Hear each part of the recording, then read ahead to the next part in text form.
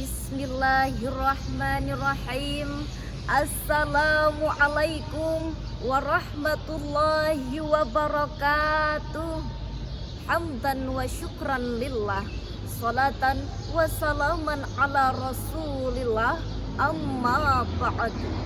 Dewan Hakim yang arif lagi bijaksana, yang saya hormati dan saya ta'zimi, serta Allah muliakan, amin, serta sahabat ta'iyah dimanapun Anda berada, yang insya Allah dirahmati Allah subhanahu wa ta'ala.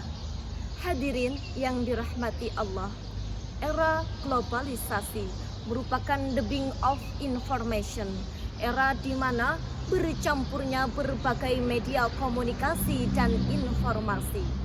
Konsekuensinya, pada satu sisi melahirkan nilai-nilai positif, namun di sisi lain overloading informasi yang melahirkan design of adoption, penerimaan terhadap unsur-unsur asing tanpa mempertimbangkan baik atau buruknya.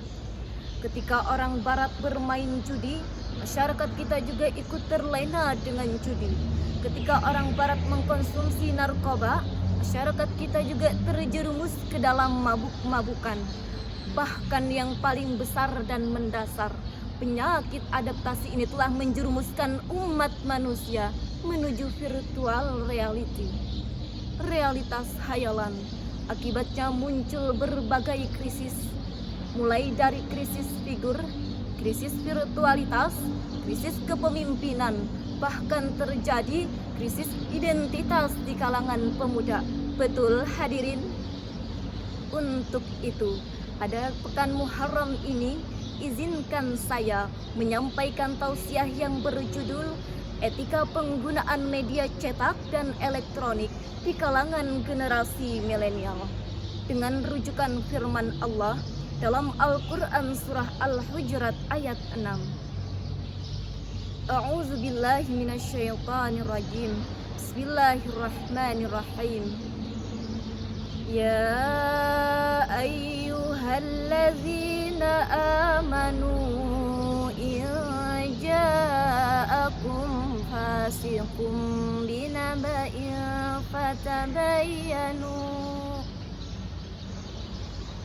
fatabayyanu an tusibu qauman bijahalatin fatusbihu ala ma nadimin. Shadaqallahul azim.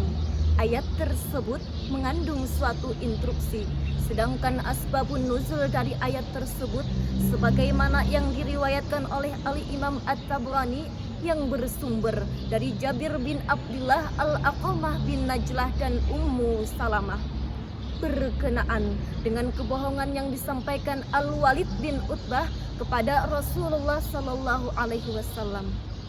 Ketika itu Rasulullah hampir saja terprovokasi melakukan destruksi, maka turun teguran. Jika datang seorang fasik membawa berita kepadamu, maka bertabayunlah. Maksudnya adalah melakukan investigasi reporting, melakukan check and recheck, memilah dan memilih terhadap setiap informasi yang kita terima. Dengan kata lain hadirin, ayat tersebut mengisyaratkan kepada saya, saudara, dan kita semua agar di era globalisasi informasi dan komunikasi ini kita harus melakukan fertilisasi terhadap setiap informasi yang kita terima. Kita jangan suka ikut-ikutan. Orang barat merayakan Valentine, kita juga ikut-ikutan merayakannya. Orang barat mengkonsumsi narkoba, kita juga ikut-ikutan mengkonsumsi narkoba. Orang barat bergaul bebas, kita juga ikut-ikutan bergaul bebas. Na'udzubillahi min zalik.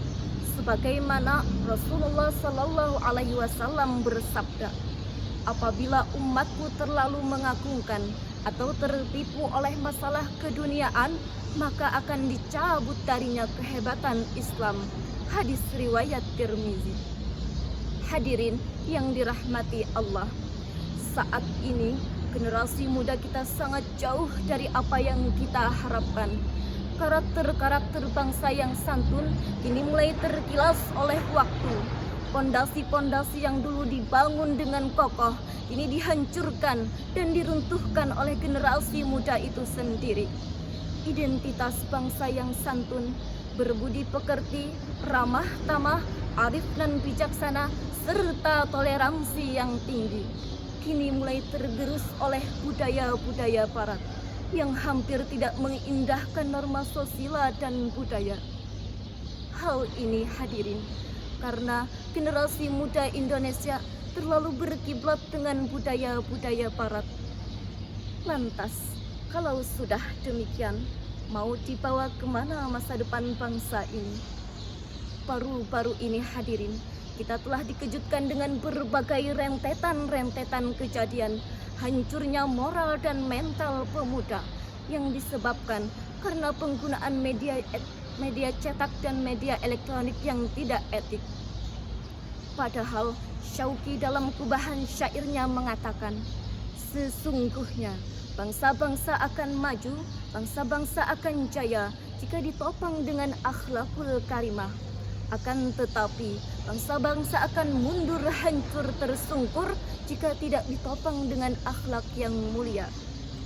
Oleh karena itu hadirin, dari uraian di atas dapat kita tarik kesimpulan bahwa di era globalisasi informasi dan komunikasi ini, kita tidak hanya dituntut untuk mencetak orang-orang yang pintar, teknokrat-teknokrat yang berlian, politikus-politikus handal. Akan tetapi kita juga dituntut untuk mencetak orang-orang yang benar, pribadi-pribadi yang soleh, dan individu-individu yang berakhlakul karimah, agar menjadi generasi muda yang unggul dan berkarakter di masa sekarang dan yang akan datang demi menuju Indonesia emas.